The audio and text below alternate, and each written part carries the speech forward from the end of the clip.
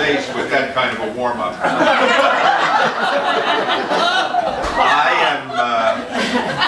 I am here last, I think, because of age, and to put not that I'll be back tomorrow. I'm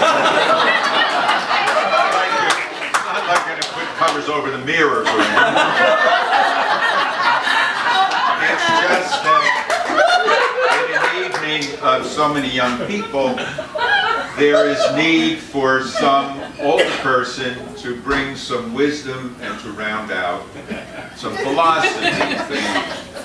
And one too many, I think, has been covered on multiple levels, in chunks in some instances. But I think if I had one piece of advice about one too many, it was said by Polonius, "This above all till I know myself to be true." And you will find that that is the case in life. Sooner or later you have to be. And I have come to be true at various stages of my life. The most difficult one was to acknowledge that I can't wear cowboy boots. You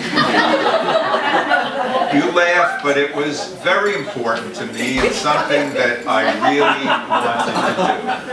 And I tried on many occasions. I tried with black ones and suede ones and everything. And no matter when I did, I looked down and I felt that they didn't belong with me. And I would envision myself in a huge train wreck with bodies dismembered and flying all around.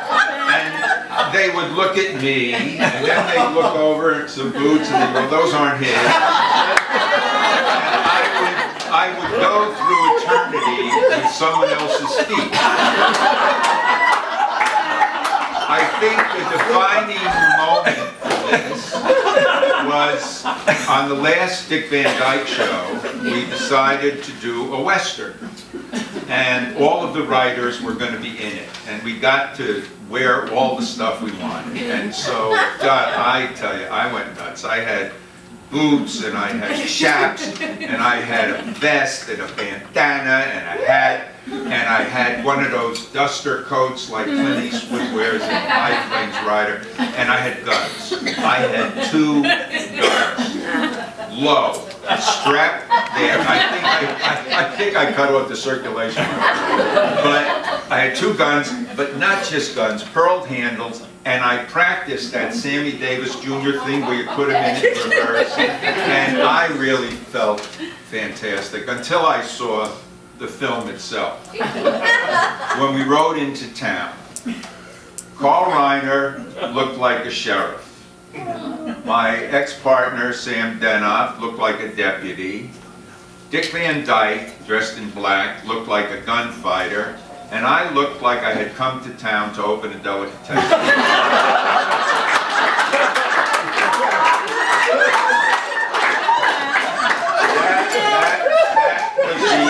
That was the end of the dream. That was the end of the dream. And I gave up on it. And the thing I have to tell you, I can't wear the hats either. I also can't wear that thing like they do, waspy guys do, where they take a sweater and fold it. I always look like I'm smuggling a hollow. Anyway, I gave up on the dream. And it was okay, because then I moved to New York. And New York is not really a cowboy boot town. But in my heart, I always felt I was being deprived of something. And that somewhere there was a pair of cowboy boots that were meant for me. And I just had to find them. And then one day, as with all great things by accident, I was walking on 59th Street, and it started to rain, and I ducked under an awning, which happened to be McCready and Shriver's shoe store. And as I stood there, like in a biblical thing, one shaft of light went past me, and I logically going to follow it. And there was no music, but there they were. I mean, I'm talking the dream boots of all time. They weren't too pointy, the heel wasn't too high, there was nothing, they were just beautiful. So I went in, I tried them on, looked down, seemed to work, and I asked a few people, what do you think? They all thought great. I put my feet up on a counter like I was in a saloon waiting for some guy to come in and challenge me. And eventually I said, okay, I went up to Mrs. Shriver and I said, I'd like to take these. She said, would you like to wear them out? I said, no, I'll take them in a box. Because the one thing I didn't want to do was wear them on the sidewalk where you could scuff the soles if you wanted to bring them back. Although I never thought I would. I got home, I put on a pair of jeans, walked around like John Wayne, Gregory Peck in a couple of pictures, and it was feeling okay.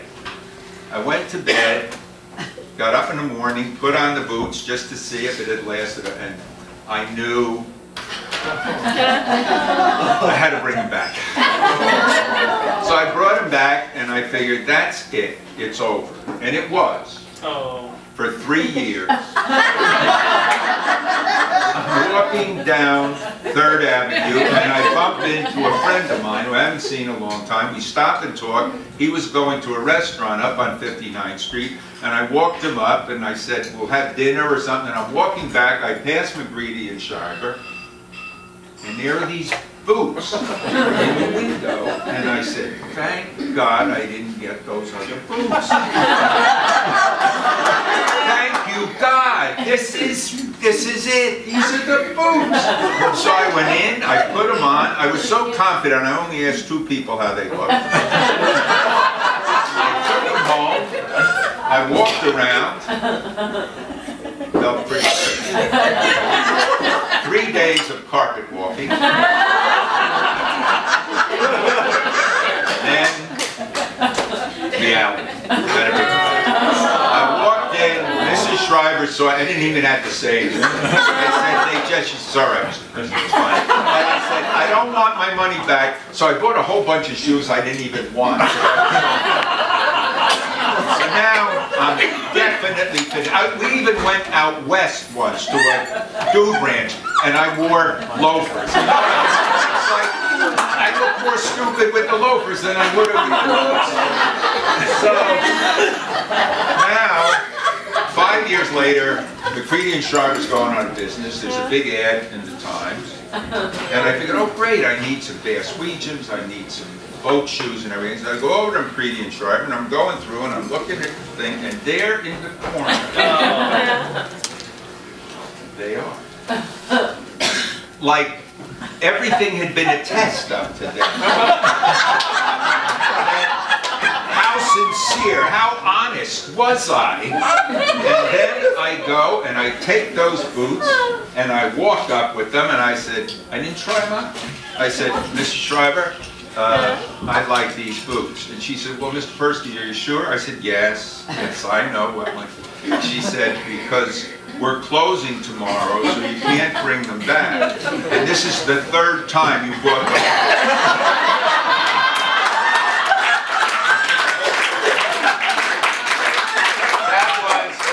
That was 25 years ago.